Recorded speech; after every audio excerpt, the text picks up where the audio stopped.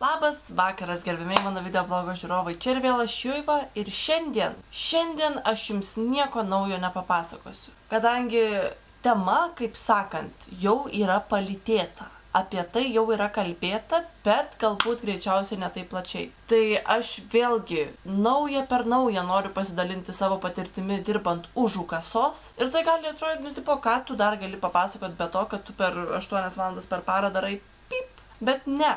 Ne, yra šiaip iš tikrųjų žymiai daugiau dalykų, ką tu pastebi žmogus dirbdamas už kasos, nes kai tu stovi toj pačioj vietoj 1 parą per savaitę, pamatai, kad iš tikrųjų kokia vis dėlto yra tuo pačiu ir skirtinga, bet tuo pačiu ir vienoda ta mūsų visuomenė. Vieni ten žmonės skirsto pagal asmenybės tipus, pagal rasę, pagal klasę, pagal dar kažką. Aš visiškai netikiu tais visais skirstimais ir esu išradus savo skirstimų sistemą, kaip padirbdama kasininkė pardavėja.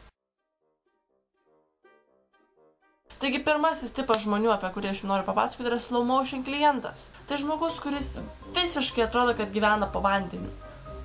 Lėtais judesiais, kol jis ateina prie tos tavo kasos, pasideda tą krepšiuką, pradeda tas prekes krauti. Sakai, nereikia prekių krauti, jau įpusėjus veiksmui, susivokia, kad nebereikia krauti. Ir kad ir kokia būtų milžiniškai eilė už to žmogaus, kad ir kiek bele koks būtų zavalas, ir kad ir kaip beprotiškai bereikėtų skubėti, ir kad ir kaip tu besistengtum pagreitinti tą procesą, jo pagreitinti praktiškai yra neįmanoma, nes po vandeniu žmogus, supranti, nein greitai judėti, po vandeniu viskas vyksta. Tu greitai paklausi, ar reikės maišiuko? Ne. Toliau. Jau viską suskenuoji greitai, tenais, sakai, čia tiek mokėt, susivokia tada. O maišiukas mano, kur? Antrasis tipas žmonių yra tas, kurie tik atėjo prie kasos, susivokia, ko jie atėjo į parduotuvę, nes atėjo prie kasos, jie dažniausiai ateina su tokiu miniatiūriniu kokiu riešutų pakeliuku, padeda ir tada susivokia, kad sorry, dar čia biškį pamiršau kažko tai, ir tada dingsta. Ir tada neaišku, grįž, negrįž. Išėjo, ten kas nutiko, gal pakeliui kažką, nes neaišku, nepareina. Ir po kokio pusės valandos grįžta su kalnu daiktų, tada pradedi galvoti, kaip tada vyksta ten kažkaip iš antros pusės mąstymo procesus, tipo, pirmą užsimokėti, po to susirinkti kažkaip.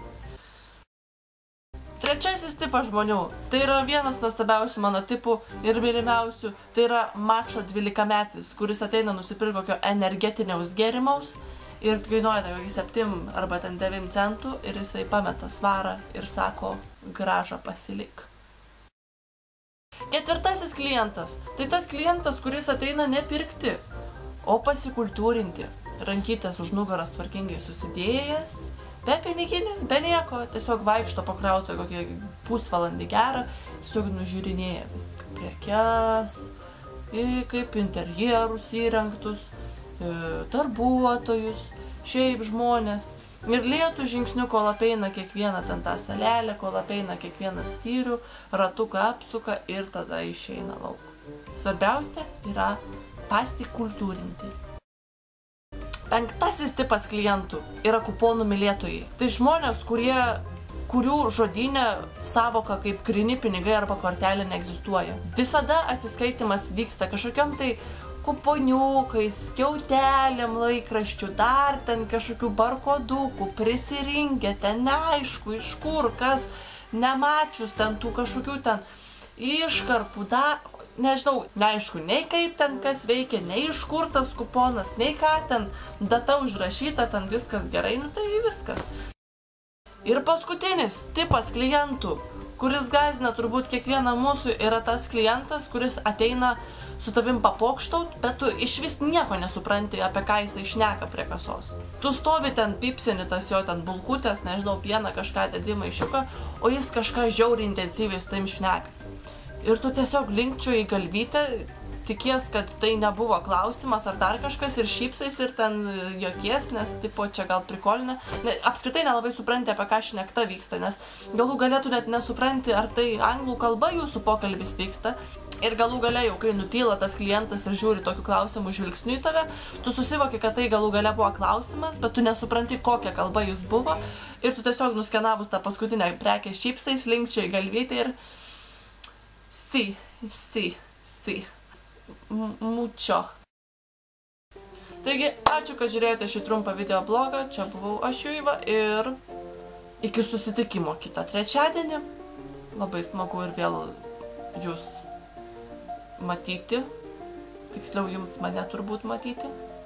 Tai va, tai tiek šiam kartui, sėkmės ir iki kitų susitikimų. Iki.